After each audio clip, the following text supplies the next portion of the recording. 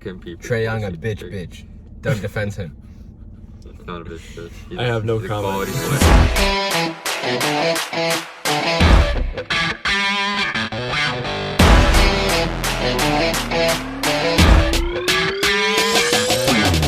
Are we ready to go? Everybody good? All right. Okay. Yo, you good? I'm good. Welcome back to the Rogue Sports Podcast. Today we'll be discussing the NHL trade deadline, going further into the MLB season, and going more into NFL news in the draft.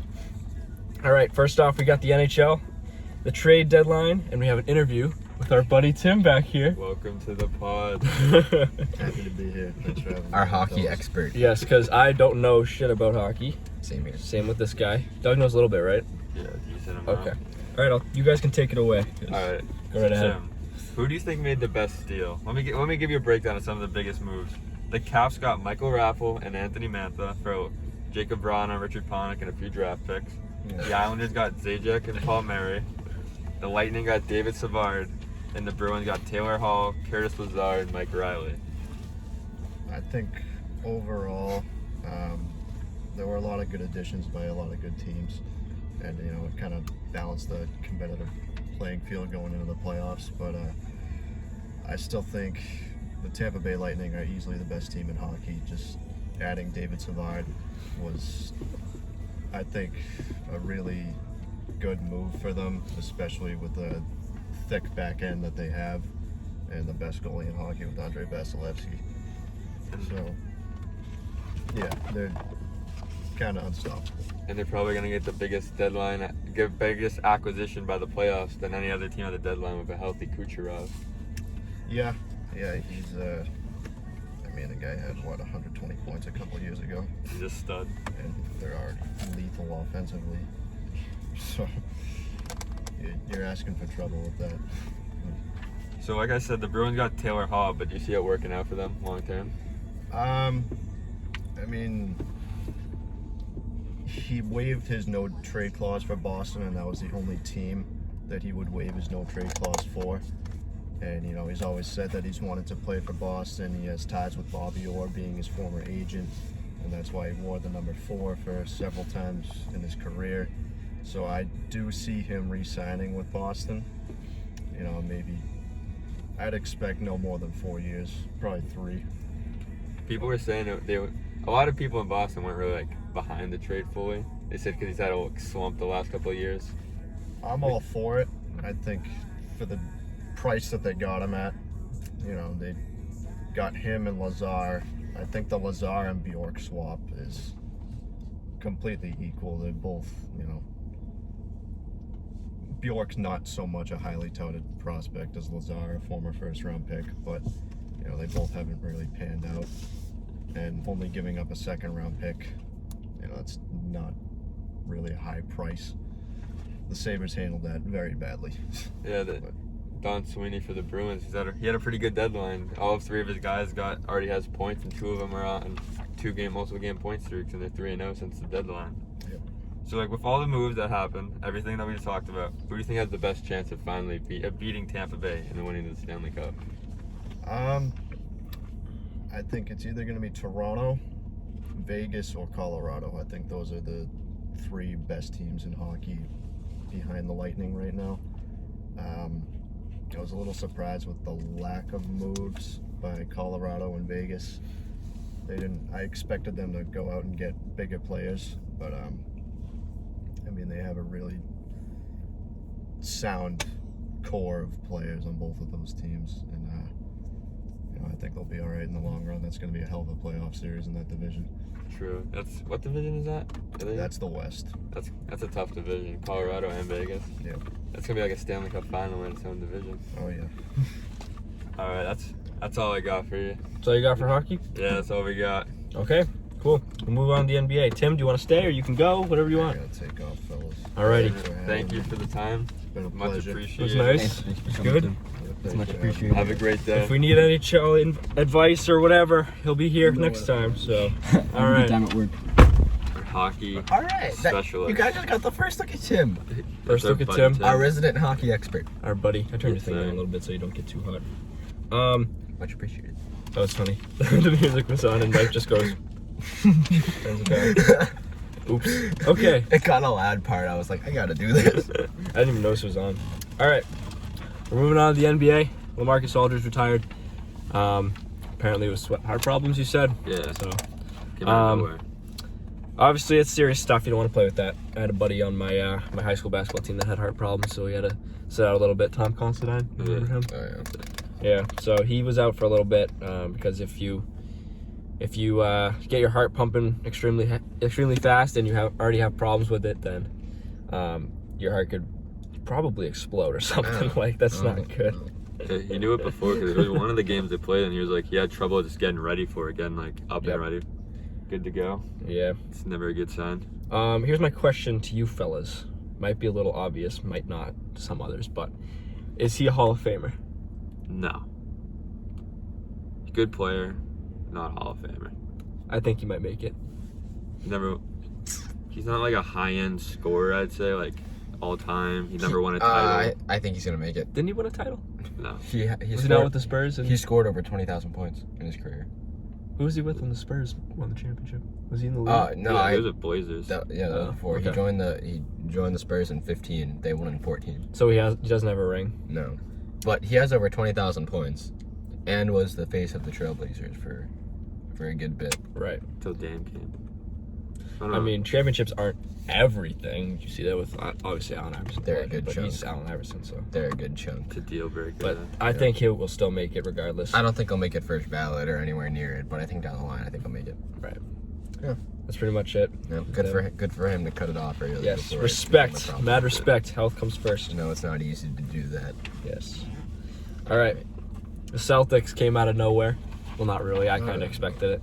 Back in the day when I said they have the easiest schedule and thought they would do a little better, and they're starting to prove that right. So, the Celtics are 6-game win streak, correct? Yeah. Tatum is playing like an absolute stud. Same with Jaylen Brown. They both have had 40-point plus performances. Tatum with 53 and 44? He Yeah. had 44 yesterday. And then Jaylen had what, 40? Yeah. 42. 42. So they're playing like Tatum's playing like his money's telling him he should play. He should be playing like a superstar, and he's doing that now. Went toe-to-toe with Curry last night. Yeah. Won. That shot was insane. Did you see that? Oh, yeah. Which one? There were too many. Curry was a beast. Do you think they'll keep it up? No. No. Not at this level, but I think they'll do good. Mhm. I think they're going to secure the 4 seed. That's what I was gonna say. I think they're at least 4 seed. I think they're going to get the 4 seed just off the base of the fact that all the other teams competing for it just aren't that good. Like Your the boy Hawks, Trae right? Young is fighting for the 4 seed. Are you going to bail on Trae Young now? No, but this team is underperforming. They could compete. for Trae the Young, 4 a seed. bitch. Doug defends him. Not a bitch. I have no he's comment. a quality player. Good youngster. Okay. Bitch. All right. Whatever. Yeah. So I think they'll be fine. I think they'll be. They'll probably win 2, lose 1, that kind of ratio. Maybe win 3, lose 1. But obviously it depends who they play and their schedule. But They're good. This is what we've been looking for. we've been waiting for them to. But this 6-game winning Explode. streak, they've only beaten one good team. Never felt their star point guard. That's true. The Lakers were kind of a JV team. And the Blazers are average. The Warriors shouldn't have been that close. Yeah, but when Steph Curry erupts for 47, That's true. they're going to be in the game. I think the fact that we were able to fend off them, because I think earlier in the year we would not have. We wasn't even fending off. We were getting smacked most of the game. They came That's back. true. We were They kind were of up by getting smoked at 15. halftime. Earlier in the year we would not have come back. True. We would have gave up beginning of the year. Even Like, without Jalen. Just the whole vibe. Yeah, we didn't have Gutsy Jalen yet. win. The whole vibe of the team has completely changed over the last week. And 4-4 Jabari Parker had a solid first game with us too. And Evan Fournier is still not playing. The Right. Parker one was an underrated signing. Yeah. It's a great signing. Like, I had a feeling he was going to pop offensively, like, every once in a while in games. Having 11 first game is kind of nice. And it wasn't, like, the whole narrative around him is that he's a ball stopper. He didn't really ball stop. He got boards and went right up with them. Yeah. That's what we need. That's Yeah, what the Celtics have always needed. That was like their big positional need. Yeah. What is he, a power forward?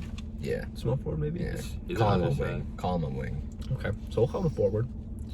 That's pretty much it. That's all I got for the Celtics. I mean, good signing. Fournier wasn't playing, but Yeah. When's he coming back? He got cleared off COVID protocols. Like, he got cleared yesterday, but they have to ramp him up because he hasn't been able to partake in it. so he should be good to go. Yeah, whenever he gets his conditioning back up, which can't be that bad. He's only been out a few weeks. A day. Correct. A game or two. All right. I'm going to check out a little bit for this one while my boys take this over because I also don't know anything about the MLB. I'm sorry. I'm an NBA, NFL kind of guy. It's been an interesting start to the season, for sure. But I will start the topics off so I can do something. Okay. Red Sox are looking even better. They started the season 0-3, I know that. But And now they're what, 9-4? now they're 10-4. not 9-10-4. First team in the AL to 10, get to yeah. 10 wins. That's pretty good. That's Yeah. pretty good. So who would have thunk? So, did you guys think originally that they were going to suck? Yeah. I thought I didn't think they underwhelming. would suck. I thought their offense would be good, but their pitching would just let up so many runs that we couldn't get any wins with it. Kind of like how it was last year. Our offense was fine last year, but our pitching was dreadful. When- Our offense was just dreadful. And our pitching has been really good. Like, we brought over Chaim Bloom because he's good at searching for Young lower valued, younger players through the farm system, not necessarily stars. That was Dave Dombrowski's thing, was find stars and give up all the assets we had to trade for them. But then Chaim Bloom got brought in, rebuild the farm system, and find the lower value players that could actually play up. And he's done that with the entire pitching staff. Like, there are so many guys that you just did not see coming that are pitching very good this year. And it's just good to see. The bullpen's been kind of I feel like, other than a few, I think there's like 2 reliable arms probably in the Red Sox bullpen. Everyone else is like a question I mark. think there's going to be 3. Who? Ottavino's going to be up there. You think he's gonna bounce back? Yeah. It's a tough start. Yeah, he's going to come back. But I think the rotation still has too many questions. Once Chris Sale comes back, that's going to be answering a lot of I know, them. but you don't know what you're gonna get from him. He's coming off a Tommy John surgery. I have faith in Chris Sale. He's not gonna be the same Chris Sale. You can't. 80% of Chris Sale is still by far the best pitcher on Yeah, but the it's not staff. the Chris Sale we're signing up for. It's still the best pitcher on the staff. It's not hard to do. I mean, Erod finished 5th in Cy Young voting a few years ago. He's But- no scrub. but the thing is, the question mark I feel like isn't even more the results. I feel like it's more of injuries. Because Evaldi has injury history. So did Yeah. Erod, Pivetta, Garrett Richards. I mean, yeah. The only reliable guy is Martin Perez, who's gonna make probably start every fifth day. Yeah. I'm looking forward to Tanner Houck coming up though. Yeah. I mean, he's had kind of a tough start as well. 2 months back. But Garrett Whitlock and Matt Barnes. Nah. What has happened to Matt Barnes? He just turned into a stud. He's been on the team for years, and every time he came in, you cringed because he either had it or he was wild and he'd lose you the game every time. And now he's just a stud closer that can He's pitching his way to the All-Star game. literally. And Whitlock would be too if he made more appearances. Yeah. Every time he makes an appearance, it's just 1, 2, 3 and just nasty stuff. Yeah. But I don't know why Cora's not using him more. Good right. question. Good question. Yeah. Moving on, I Yeah, guess. yeah. All right. So this is in my notes here, I have Dodgers are better than we thought. Now we thought some things and we thought others.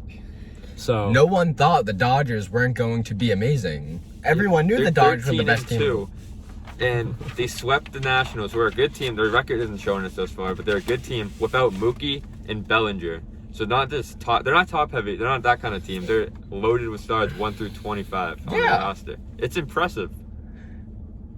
Not many teams can use their 2 top players and then sweep a team. They were by far the best team in the league last year, and they added the best pitcher in the National League. Yeah, but to show what they're doing thus far without Bellinger for most of it and without Mookie for a lot of it. Not a lot of it. He missed Mookie's a missed game. like He 4 or missed, 5 games. They were loaded. They're loaded. They are loaded, but the fact that they have guys you probably never even heard of coming up and still playing really well for them. False. What? They They have Zach McKinstry. You've heard of him? No. Obviously, you have. Yeah, because he's dominating for the Dodgers all of a sudden. Yeah, Some guy no. you've never heard of comes They- up and starts hitting home run after home run. They've got pitchers galore. Yeah. They have easily the best pitching staff in the league. Obviously. Just that alone. They have at least 3 certified aces. They have David Price coming out of the bullpen. That's insane. That's ridiculous. No one should be that deep at pitcher to have David Price coming out of the bullpen. Yeah, it's kind of scary how talented they are. Whoever the GM for their team is so good. David Price was the best pitcher on a World Series winning team 3 years ago. He was our best pitcher in the playoffs when we won in 2018, and now he's in the bullpen because the starting rotation is too good that he can't fit in it. Yeah, they have depth and they're talented. That's a scary duo for a team. They're so much fun to watch, though. Like, I'm so upset that the Red Sox traded Mookie, but I'm glad he's somewhere that he can have success and that you could actually see him succeed. Because he didn't do nothing wrong. I blame ownership. They didn't want to give him the big contract. But then we were willing to give George Springer a big contract or Well, Trevor Bauer a big contract. I don't understand it. Well, Mookie would have been extremely more expensive. Mookie's and extremely like 5 better. more years. Mookie's extremely better. You really want to give a guy a 10-year contract? Yes, it's Mookie. You're saying that now? In the first 3 or 4 years, that'll probably work out. But what about the back 3 or 4? When he's not Baseball that good? players are good till they're 40. Not necessarily. How many guys have had a big contract? Look at Albert Pujols.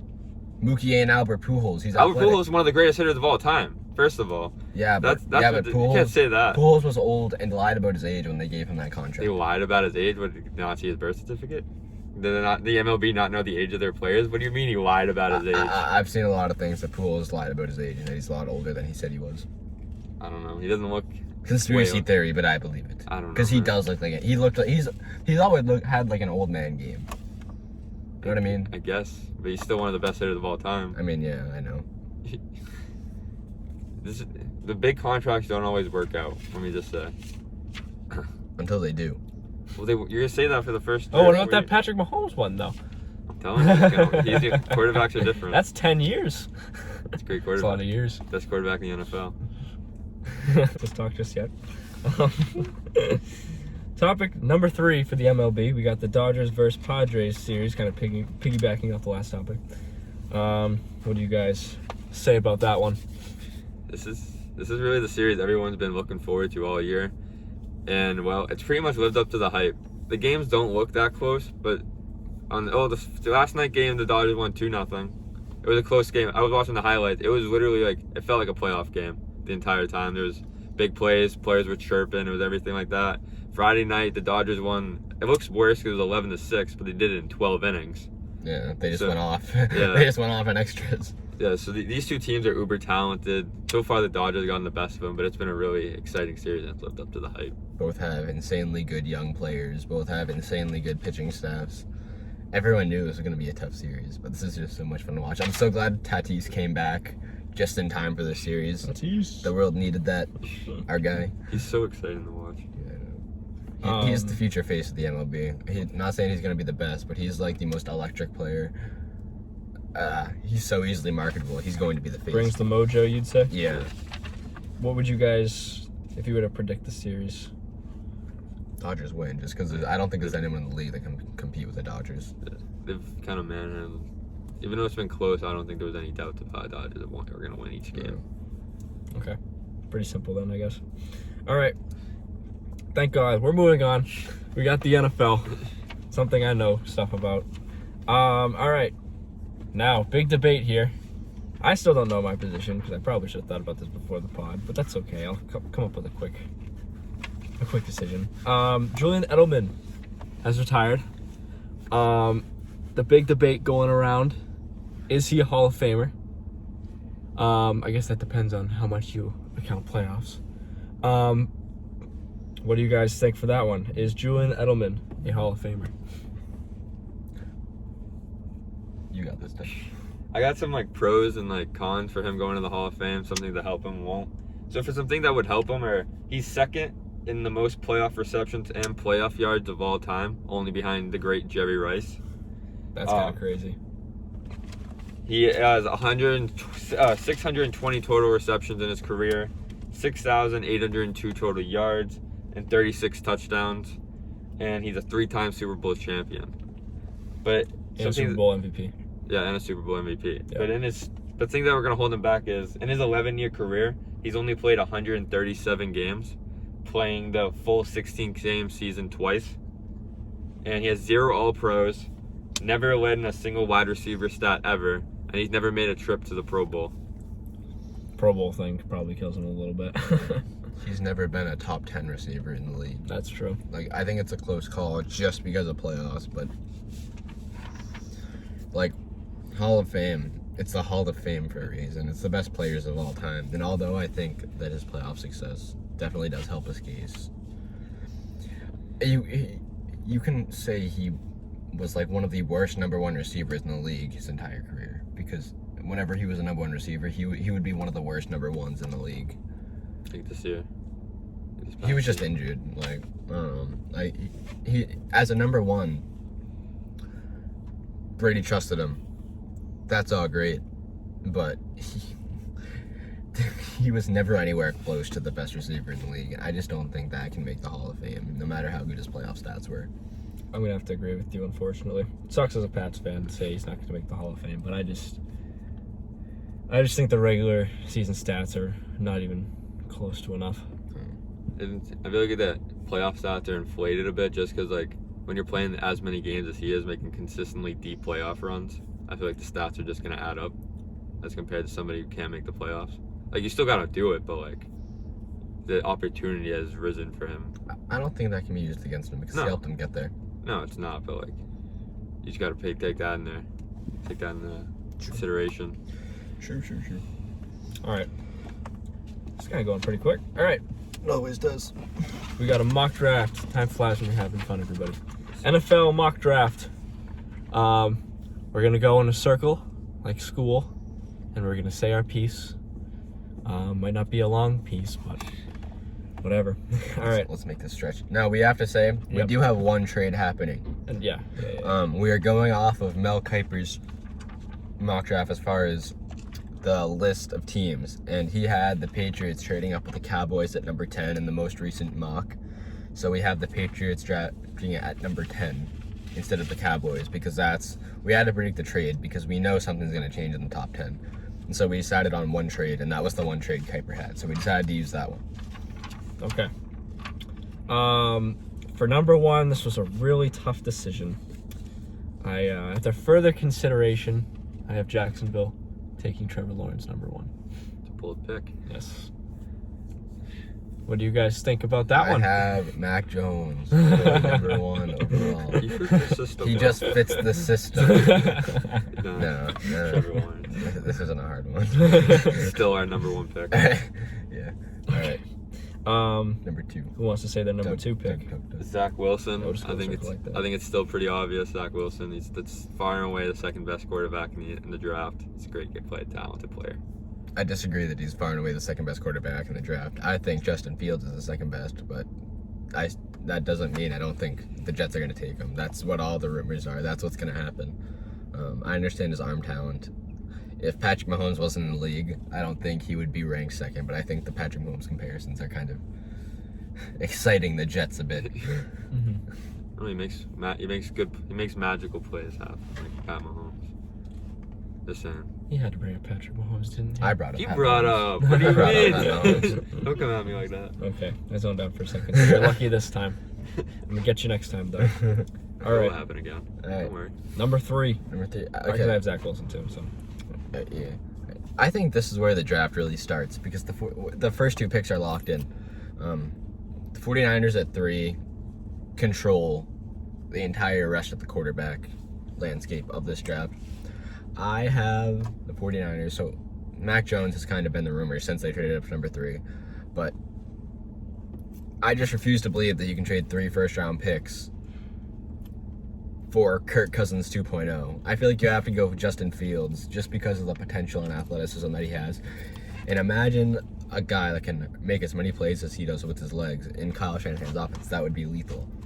And you can't take Matt Jones with that pick. You just can't, in my opinion. Okay.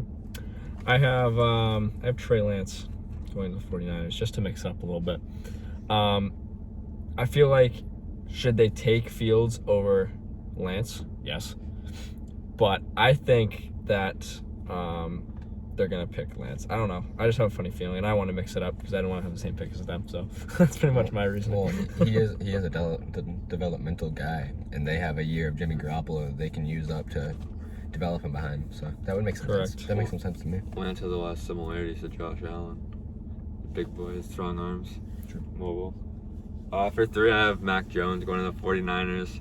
Like I said last week, he's probably considered one of the most accurate passers, if not the most accurate passer in this draft. I think Kyle Shanahan's offense really feasts on a quarterback that can make the throws.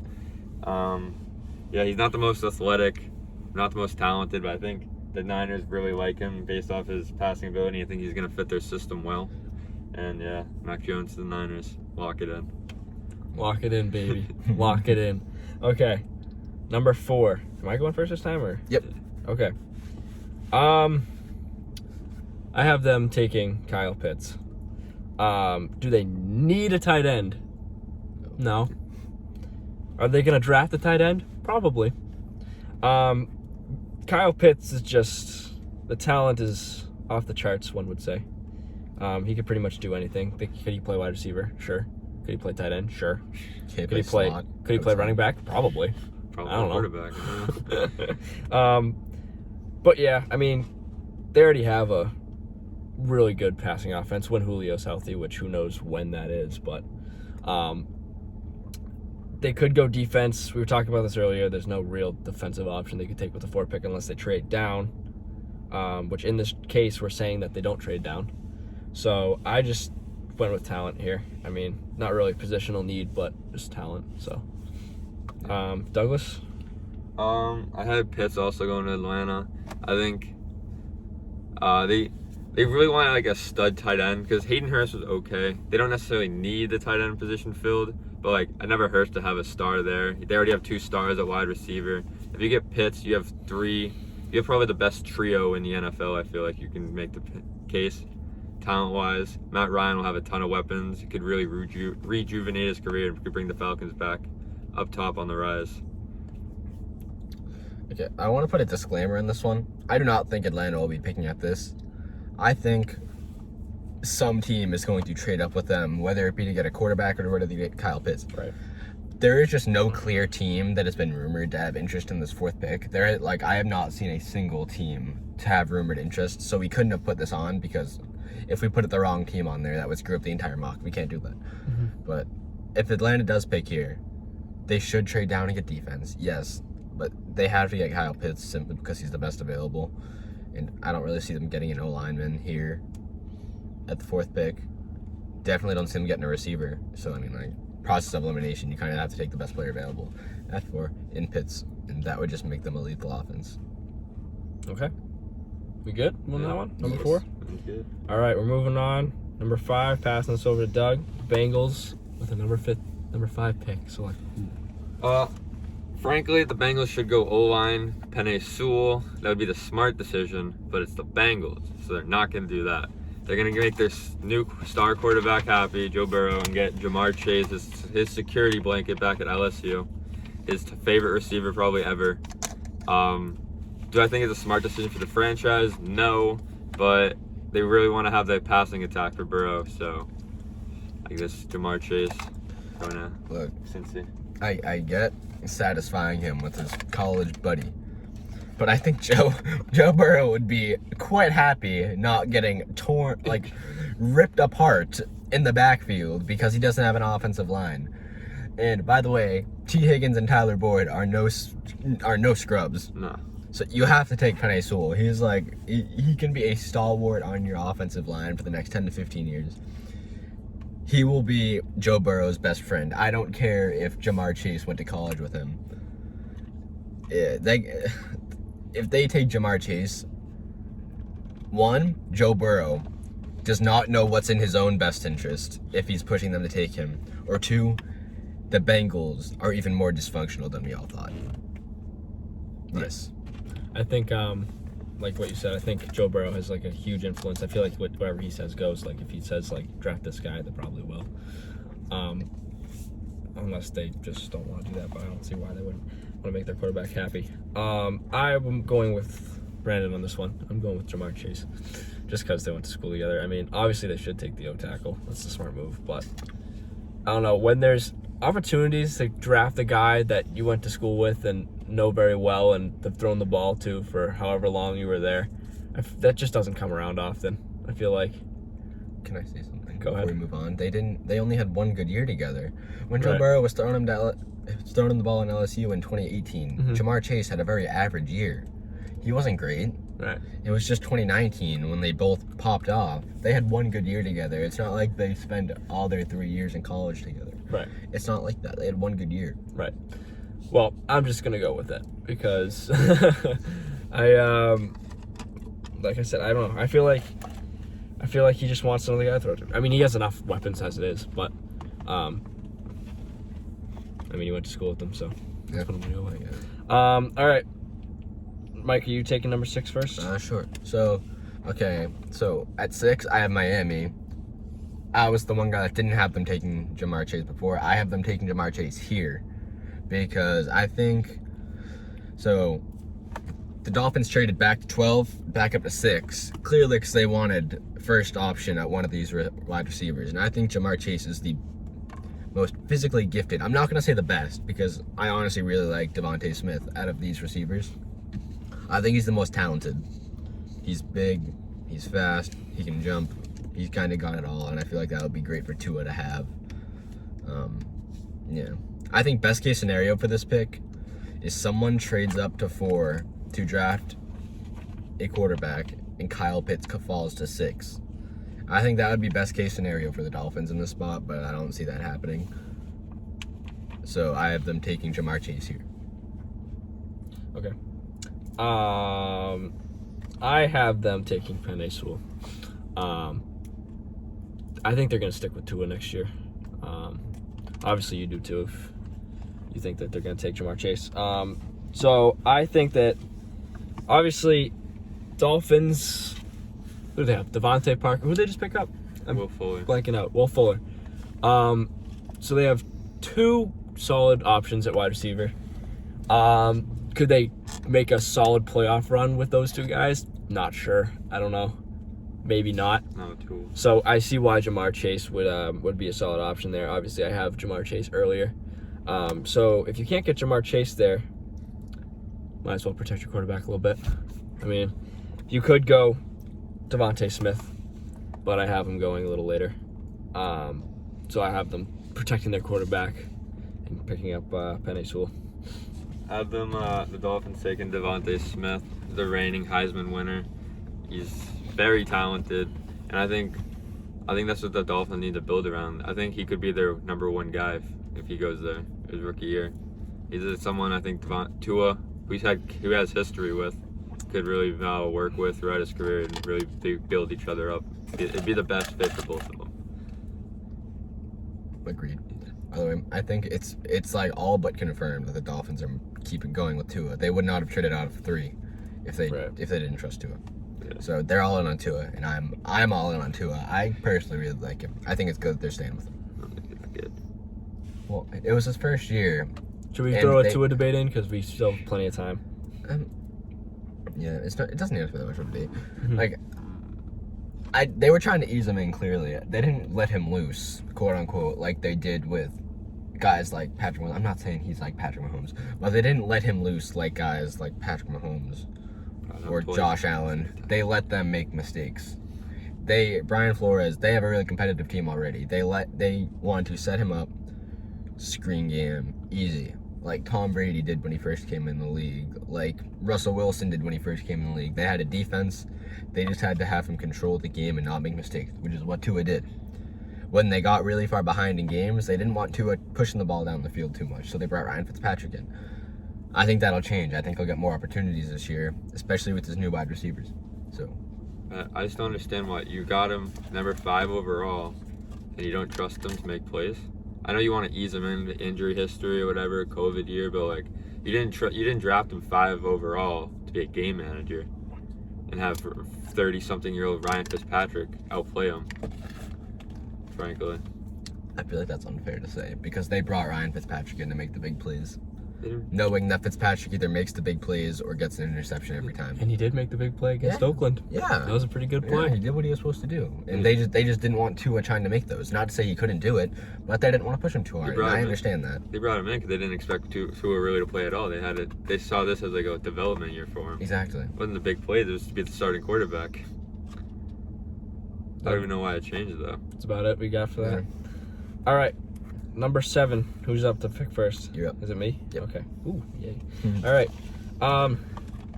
The Lions are a garbage organization, so I expect them to make a interesting pick. I don't think they're gonna pick a wide receiver. I don't know why I think that. It's just a feeling I have. I think they're gonna pick Rashawn Slater at O tackle. Obviously they're not gonna go for a quarterback because they just traded for one. Jared Goff. Why did I say Josh Goff? I don't know. But yeah, obviously they could pick a wide receiver like Devontae Smith, give him a weapon. Because Kenny Galladay's out, Marvin Jones is out, and they really don't have much. But I just have them picking Rashawn Slater. Good. So I have them taking Trey Lance. Jared Goff isn't the quarterback of the future. He's like the epitome of a game manager, I feel like. They need to start somewhere with their new rebuild, and I think it starts with developmental piece. Trey Lance. I think if he develops right, he could turn into a Josh Allen type of player. He's a big guy, strong arm, mobile. He can make plays. He's just, I don't know. He's someone that Lions really need to build the future around. That's true because they're not going to be good for a couple years at the very least. So I like that Trey Lance pick a lot. So but I have them taking Devontae Smith because they just lost easily their 2 best receivers. Their only good offensive weapon is DeAndre Swift, and without a good passing game, your running game is a lot worse. So if you don't have Galladay or Marvin Jones, you got to take Devontae Smith. If they like Jalen Waddle more than him, that's a fair play. They can take him, but they got to take a receiver. I have them taking Devontae Smith. They got to refill that cupboard. Jared Goff is not going to be able to succeed with no one. I don't think Jared Goff is done. I think he's on the right team, he's a good quarterback. He's a game manager. He's not a big guy, like a big play guy. On a good team, he could be really good, as shown by him going to the Super Bowl with the Rams. The Lions are the farthest thing in the NFL from a good team, and they got to get him something, and I still don't think it's going to make him look good in Detroit simply because of their dumpster fire of an organization. But they got to start somewhere. No one's going to look good in Detroit. They got to start somewhere. They made Matt Stafford look below average at times. Right. He's a quality quarterback. He's I think he's going to take the league by storm in his age 33 season in LA. Because I'm so excited for that. He's so good. If you watch the games, the arm talent is insane. Fantasy value is going to be interesting. Yeah. Oh, he's going to be up there. Yeah. He's going to be a starter in fantasy, I believe. Yeah. At least. All right, is that all we got for number 7 with the Lions? Everybody good? Yeah. All right. Number 8, we got the Panthers. Doug, you're taking this one, I believe, correct? Yeah. At 8, Panthers taking Penei Sewell. They got their quarterback situation figured out. Sam Darnold. I think they have good enough wide receivers. Obviously, they have the best running back in football. So I think all they really need is probably to protect those guys. They need to give Darnold time to pass and McCaffrey room to grow. And who's better than the best O-lineman in the entire draft? Dude's a beast out of Oregon. He's athletic. He's a good run blocker, good pass blocker. He's pretty much everything you want in a lineman. I had the same thought process, but I already had Sewell going off, so I have them taking Rashawn Slater. For the same exact reasons, they need an O-lineman. That's really, they could go him or they can go one of the top corners here. That's really their only 2 weaknesses. You can't go wrong with an O-lineman, especially, you got to protect Sam Darnold so he can play with his new toys out there and actually succeed, but you got to give him protection to do that. And so, yeah, you got to take an O-lineman. All right. Well, I had my O-lineman taken already. So I have them taking a wide receiver, and they could go either way with Waddle and Smith, because I don't have any of them taken yet. But I'm gonna have him going with Smith. So yeah, I have the Panthers are gonna take Devontae Smith in my mock draft. Obviously their wide receivers, they're good enough for now. But like, nothing's wrong with adding another weapon. And obviously, in my draft, I have O tackle's already gone, so it's like the next best O tackle is not someone you really want to take at number 8. So I just have them taking a wide receiver, and I think that wide receiver is going to be DeVonta Smith. All right, number 9 with the Broncos. Mike, take it away. So when we were putting these mock drafts together, in my mind, I did not think this guy would slip all the way down to 9, but just the way it turned out, I have Trey Lance going number 9, and I just want to say this is the worst possible destination for Trey Lance. Broncos? Yeah. They don't need him. Shut up. Because all this is going to do for Trey Lance, if Denver picks him here, they're going to pick him because he's the best quarterback available with the highest upside. And could you imagine a fully developed Trey Lance with Jerry Jeudy, Courtland Sutton, Noah Fant, and that entire receiving core? It would be insane. The thing is, Trey Lance needs a year plus, at least a year, to sit, develop, and learn. Because he played 1 game last year, he's not ready. And Drew Lock is so bad that he's going to stink it up in the first 2 games, and they're going to decide to pull him and put the number 9 overall pick, Trey Lance, in the game, and he's not going to develop. He's going to look bad, and they're going to give up on him early. And it's the worst possible destination for Trey Lance. But I feel like if the Denver Broncos sitting at 9 and he's on the board, they have to pick him because I need a quarterback. So I don't want this to happen, but looking at who is available, they kind of had to pick him here. I'm not happy about it, but Right. it is what it is. I have them taking Jalen Waddle at number 9. I think that they're going to stick with Drew Lock. He's good. Should they? I'm not too sure. I don't think so. Good He's quarterback. below subpar, I'd say. He was statistically the worst starting quarterback in the league last year, as we talked about last Right. week. Check out the podcast last week. Yeah. But then again, last week's podcast, Doug was talking about how his weapons kind of sucked, which is true. He didn't have the best weapons. Check out our TikTok too. We put a clip on there. Yep. So, with that in mind, I have them getting another weapon. So the Broncos will select Jalen Waddle at 9. So yeah, that's my reasoning behind it. Doug? At 9, I have the Broncos taking Caleb Farley as a cornerback out of Virginia Tech. I think every good defense starts with a good secondary. And if you add him, then you bring him in with Justin Simmons, an all-pro safety, and Kyle Fuller, a very good cornerback. It'd be like the no-fly zone 2.0 of the 2015 Broncos. I think that's what they really like in there. When their defense is going good, they have a tough secondary, and I think that's the building point for it. I think that's what they really lack, a second guy at cornerback. Plus Von Miller and Bradley Chubb, Yeah. both coming back healthy. Chubb. Hopefully healthy. I kind of forgot Bradley Chubb existed, not gonna lie, because he got hurt. Good player. Yeah. All right. We got the Pats, our team, as you can tell by Mike's sweatshirt over here. Mike, you want to just show off that sweatshirt a little bit? Yo, nice There you sweatshirt, go. man. Yo, thanks, bro. Yeah, check out our merch. Just kidding. Link I in wish. Link in the description. All right, so I have the Pats taking Justin Fields. Obviously, it's what I want to happen. I feel like they could. I don't know if Cam's necessarily the answer for now. You guys good? Yeah, what's going on over there? I don't know. But yeah, I have them taking Fields. Obviously, I didn't have Fields going. My picks 4 through 9 didn't have a quarterback. So I have Fields falling to 10 with the Pats because I have Trey Lance going at 3 to the 49ers. Douglas. At 10, at the ideal situation, you're at 10, would be the draft. Jalen Waddle, the best wide receiver in the draft, in my opinion, frankly.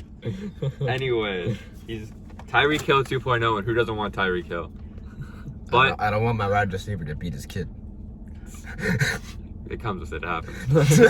But Decide with a beat your kid. I know it. I'll take a rapist quarterback if you take a child beater receiver, and we'll make a great team. How I about bet. that? Deal. But anyway, Justin Fields, I could see the Pats drafting him Just because obviously we have a hole at quarterback. Cam Newton's obviously not the future. He's not good enough. Who's him? What? Who's him? Fields. Is it Cam? Fields. Fields. Yeah. Yeah. Fields. Just like I hate the pick though. If they're trading up, I don't know how much they're gonna give up. Justin Fields is not the guy, frankly, the Pats need, but I think it's the guy they take. All right. It's a tough situation. I have him taking my 5th quarterback. I think this is where Mac Jones should go. And I'm not gonna lie, I kind of like this fit here. I do, especially with the personnel we have. I talked myself into Justin Fields when it said he was sliding, but I don't know if he's sliding that far anymore. Right. But I like Mac Jones because before the Justin Fields talk, before the 49ers before all the 49ers rumors started, I was like all in on Mac Jones to the Patriots at 15. Then all of a sudden there were talks of him being there at 3. I don't know why that happened, but I'm all for this pick at 10 for the Patriots if that were to happen. Right, because these quarterbacks are all like, besides Lawrence and Wilson, they're all pretty much interchangeable. You could pick whoever you want. I feel like aside from Trevor Lawrence, Mac Jones is the biggest can't miss in the draft. Probably the lowest ceiling, but highest floor. Right. Maybe even including Trevor Lawrence, highest floor. You never know. See, Mac Jones is the highest floor. Highest floor. He's least likely to suck ass. I think any one of these guys can bust, but I think Mac Jones is the least bust potential, just simply because he's an accurate thrower, and I feel like there's always room for accurate throwers in the league. Not gonna lie, I have him as probably the worst out of the 5. Oh, so do I. But I think the other 4 can be very good, like very bad. very, very good. Like especially in like Zach Wilson or Trey Lance, I could see them both being very bad, and even Justin Fields too. I could see them being pretty damn bad if they're in a bad situation. Justin Fields could be a bust too. Especially on the Jets for Wilson, honestly. They got him receivers though. They got him some help. Yeah. That's true. But we'll have to see how that plays out. All right. Are we gonna wrap it up, boys? I think we are. That's the show. I might shed a tear. This is. We welcome. I don't like saying Yeah, goodbye. We didn't say that at first, but welcome back. We are so happy to have Jace back after Thanks, a few guys. week hiatus. Missed them You know. dearly. I was MIA for a little bit. but How are we're you back. feeling after contracting COVID? I'm feeling like a new man. I'm okay. I didn't have it as bad as most people did. I only had a cough. But obviously COVID's no joke, so I had to stay inside for, what was it, like 10, 14 days, whatever I was in for. So, but now I'm back with the boys. Missed No Jeep today. Yeah, it's all good. But it's all good. A car's a car. All that matters is the maybe boys we'll are here. get the Jeep next time. We'll see. Special thanks to Tim as well. Special Yeah. thanks to Tim for Thank you, coming on the Tim. podcast, sharing his intel with us. You know, We loved it. We loved having him on the show. me and Jace don't know hockey like that, unfortunately, and Brandon's a big hockey guy. And we love the viewers, so we have to give them the best Yeah. intel that they could possibly Yeah. have. So you we got know? our best hockey special analyst here. Yep. All right. We love you all. Thank you for watching. Subscribe to our YouTube. Follow us on TikTok, Twitter, Instagram, all that fun stuff. And yeah, I'll have timestamps down below as usual. And we'll catch you guys next week. All right. Adios. Later.